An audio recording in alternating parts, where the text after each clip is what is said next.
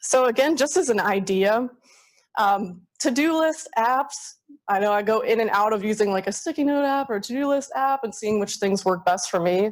Right now I am using something called Todoist, and I'll show you what that looks like.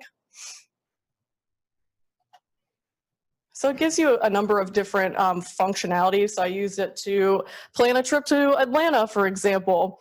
But it gives you lots of different ways to organize different projects you might be working on, or separate, your personal errands from your work projects. So it gives you some functionality there as far as separating out different things that you need to do, kind of like subtasks. You can also add collaborators as well to projects. So a shared project here, you can share it with different people.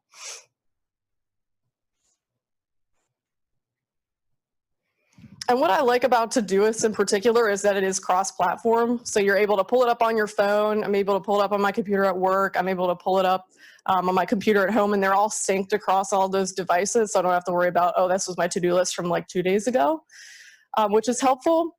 Can also be synced with your Google Calendar. So if you are trying to clear out your mental to-do list and just dump, okay, I need to create an appointment on this day, you put it into Todoist, and then it'll sync throughout your Google Calendar as well.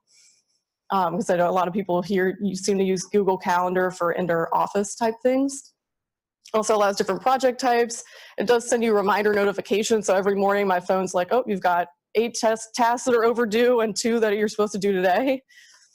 And then you can also view it by group or time. So if I want to see, okay, what do I have coming up in the next 7 days, it'll break it down for you each day. Another option, since we're already using a lot of Google apps, is something called Google Tasks, which I'll show you what that looks like too. So it kind of pops up as a sidebar. So this is the little Google Tasks icon. And it allows you, which I hadn't previously utilized, I didn't realize it was there, but it's already integrated into like Google Slides, Google Calendar, Google Docs, for example. There are lots of different ways that they're integrated. So you can add tasks here. You can also schedule them. You can make, so the version, so in Todoist, they had the little categories on the side that you could put them into. On Google Tasks, they have something called lists, which is essentially that you can switch back and forth between different lists. But it's also something that's already integrated into Google Apps, so you don't have to come up with a new way to do something that's already kind of included in your apps already.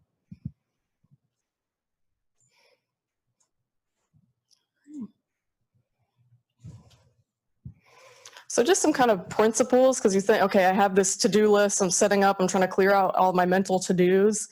Some ways that I've seen online to approach this are something called the 1-3-5 rule. So everyone kind of likes that feeling of, oh, I just checked something off my to-do list, even if it's something pretty minor.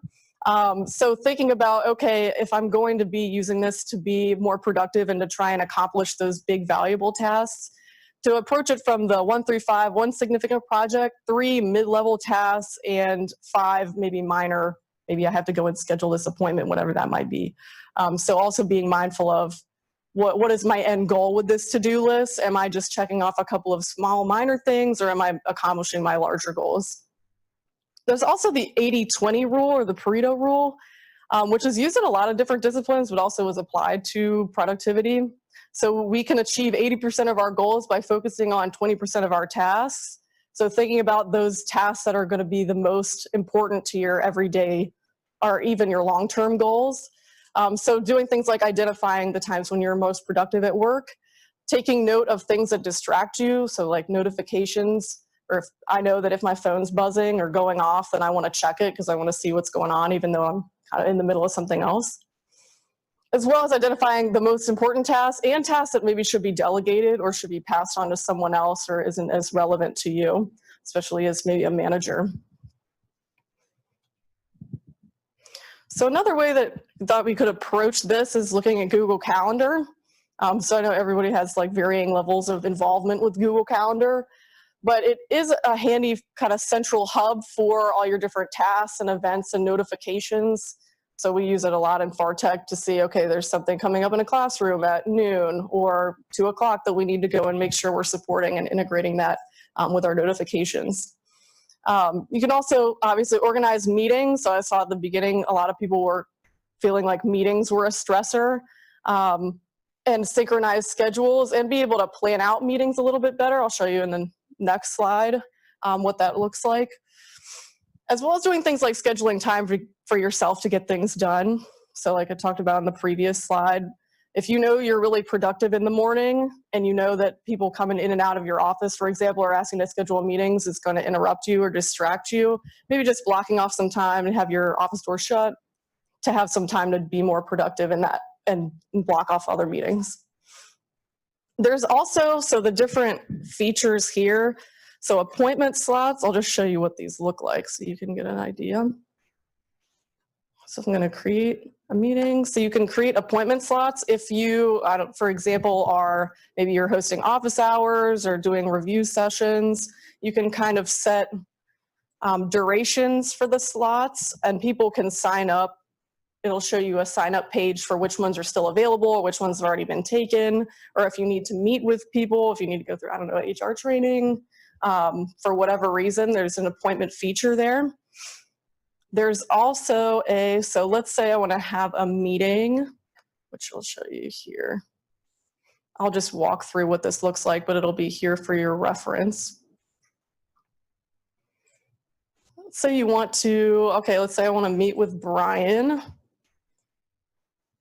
Then it'll show me, here's my schedule, and here is Brian. This is my other email account, so it's my personal email. And see, okay, there are times that I would fit in our schedules for us both to meet instead of maybe exchanging a series of emails back and forth.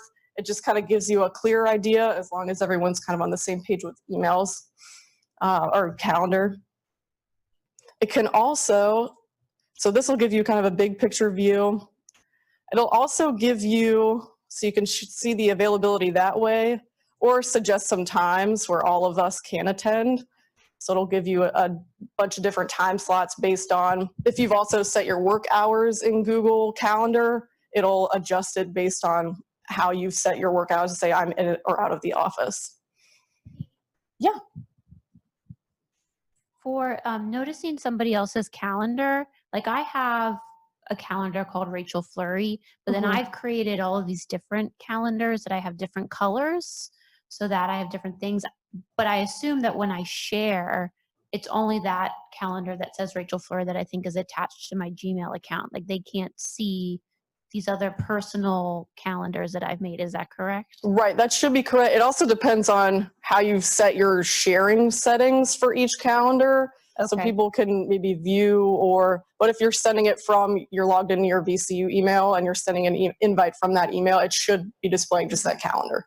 Okay. If that makes sense. Yeah, I guess I'm just like, if I shared my calendar, people wouldn't see half of the things that I'm doing because I use these other calendars. Is there an option to like connect that with my VCU account?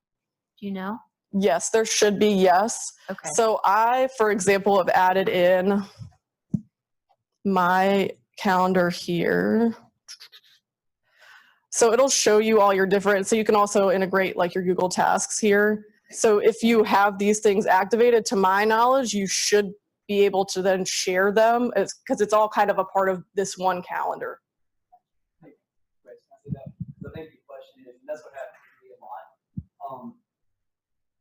If you want that space not to show up for you, so say Katie's trying to schedule a meeting with you, and right now it looks like you're available, but because you have maybe 5 or 6 other calendars, those are the ones taking up the majority of your day, then you need to click and like add that event to your calendar. That's what I'll do sometimes to block my space, because it's not interrogating those calendars because you're pulling up just your calendar based on your EID.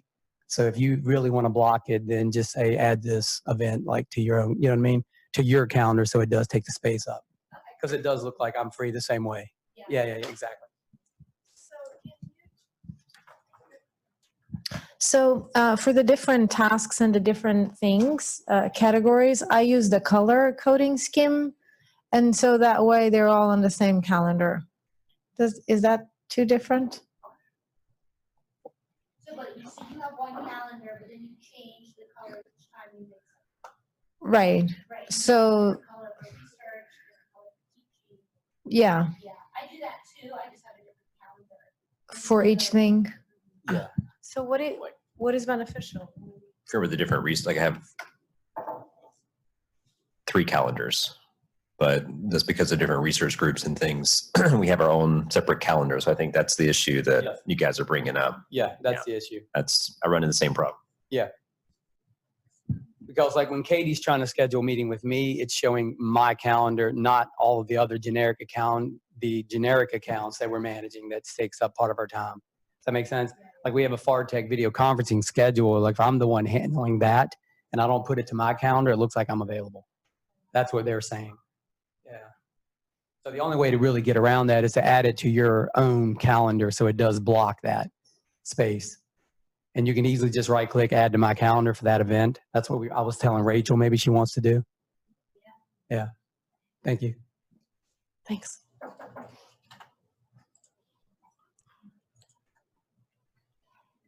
All right. So then I also saw that email. Out of office, yes. So there's also an out of office feature. So when you're going to create an event, you can set out of office. So other than going into your account settings and, setting your work hours, which can be different for every day, you can also set out of office times, which will then help automate your meetings. So say it'll decline it if you're out of the office and you've set this, I'm on vacation for this week. It'll automatically decline and send a message saying I'm out of the office for this reason, and you can adjust the message as well, which is a helpful way to kind of automate. So I'm just not going to be here. I think vacation is something that kind of pops up that not everyone is necessarily aware of. So for like a recurring meeting, so that's a helpful way to kind of automate those processes.